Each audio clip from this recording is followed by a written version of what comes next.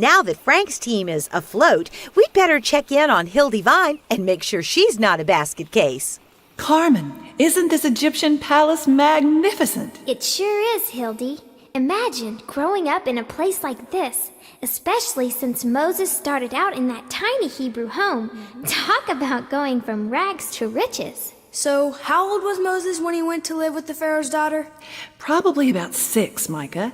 So that gave his Hebrew mother plenty of time to teach him about the one true God, the God of Abraham, Isaac, and Jacob.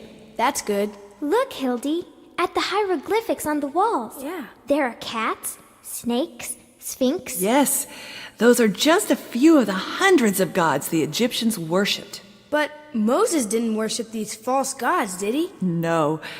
Of course, Moses was educated like any other prince, especially in the religion of Egypt. But in Hebrews 11, it says that when Moses grew up, he didn't want to be known as the Prince of Egypt, but as a Hebrew. So that's how God would keep his promise to the children of Israel. Yes, but you're getting ahead of the story, just like Moses got ahead of God. And it was his impatience that led to Moses' downfall, depicted right here on this wall.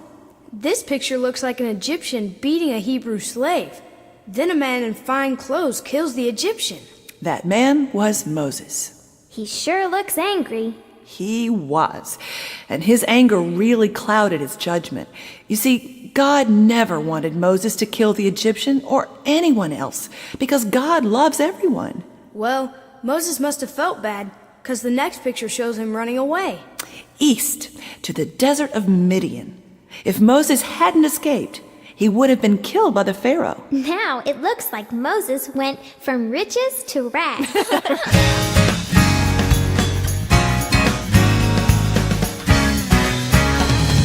Talk about trading places.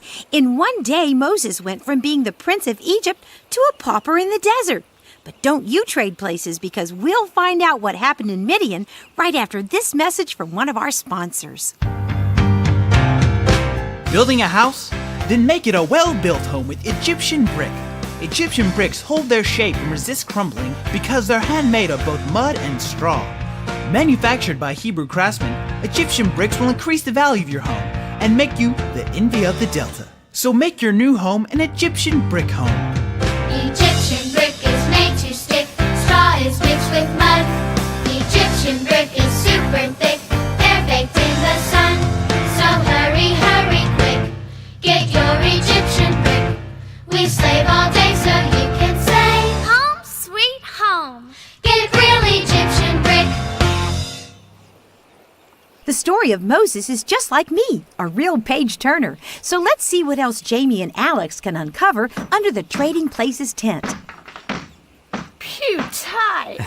I thought the bricks in that Hebrew house smelled, but your tent stinks. Forget the Swiffer, get the Febreze. Well, a tent's gonna pick up the smells around it. So you can bet Jethro's tent must have reeked. Who's Jethro? Well, after he escaped from Midian, Moses worked for a shepherd named Jethro. You mean Moses? Who was raised in the palace, raised sheep? For like the next 40 years. But you know, it was probably just what he needed. Being a shepherd is kind of like being a carpenter. You got plenty of time alone to talk to God. So when the time came for God to talk to him, Moses was ready to listen. God talked to Moses? Well, not like you and I are talking.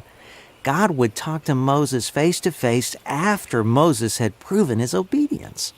Hey guys, Hildy sent me to pick up her shepherd staff. Well, if it isn't Little Bo Peep. Hang on a minute, Paige. Ty's telling us how God spoke to Moses.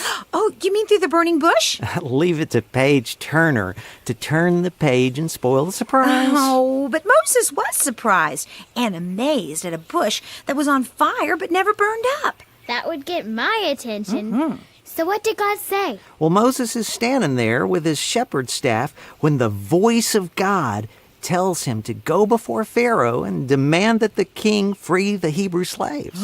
So that's how God would rescue his people. Yes, but Moses didn't think he was the one to do it. After all, he was still one of Egypt's most wanted. So Moses begged off, saying he wasn't a very good speaker. So tell him what God did with Moses' staff. Okay. Moses laid down the staff, and God turned the staff into a snake. Get out of here. Yeah. Then God turned the snake back into a staff. Wow. Let's all say it backwards. Wow.